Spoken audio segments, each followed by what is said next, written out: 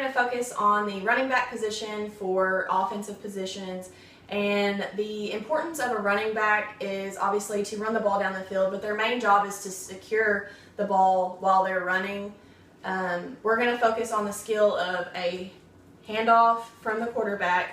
And so to start off with the skills for that and the technique, with your running back, here's my lovely running back, your hand that is closest to the quarterback will go about chest high, and your palms are going to be facing down.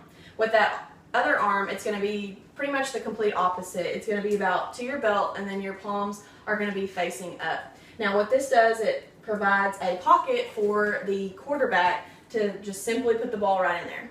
Now the important part of the running back is to actually not even look at the ball. They're going to be waiting for that ball to pretty much hit their belly, so that way they can then secure and take off running. And so they're waiting for the ball to pretty much hit their belly. And whenever they do that, they're going to bring their arms down. No, you're not going to run yet.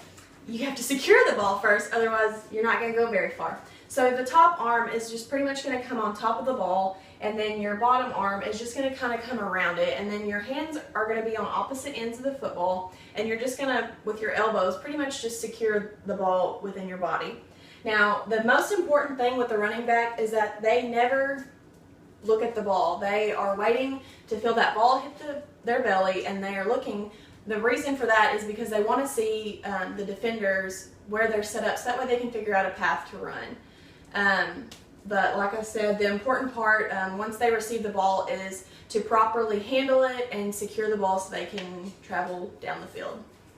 The next offensive position that we're going to talk about is wide receiver. Catching is important in defense and offense, but as a wide receiver, you are specialized in catching. The skill that we're going to focus on is hand position, and there are two general hand positions that we're going to look at, and the first is going to be a thumb-to-thumb hand position.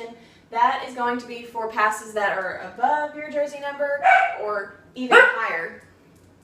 And so with this thumb-to-thumb position, you're going to want your fingers spread wide open. They're going to be relaxed, and you don't want your fingers facing forward, because that's either going to end up in a jam finger or you're just not going to catch the ball at all.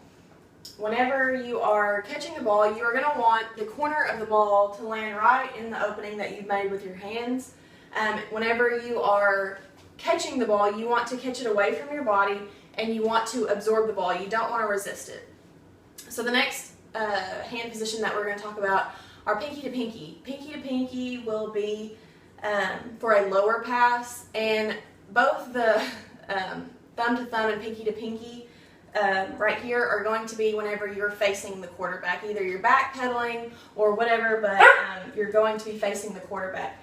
Another thing with the pinky to pinky is for your lateral passes. Your pinkies are together, they're away from your body, and the same thing goes. You want your fingers spread, you don't want them facing forward, and you just want to absorb the ball and catch it away from your body. But with the pinky to pinky, you're not crossing your arms and you're not getting caught up in it, and you can just easily catch it fly. Alright, the last offensive position that we're going to talk about is the offensive line.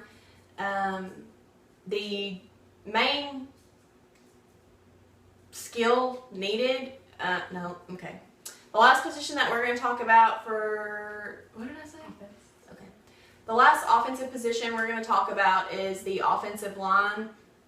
The skills that we're going to talk about with offensive line are mainly your footwork, because your legs are your powerhouse, and that's where all of your force and your power and your strength are going to come from.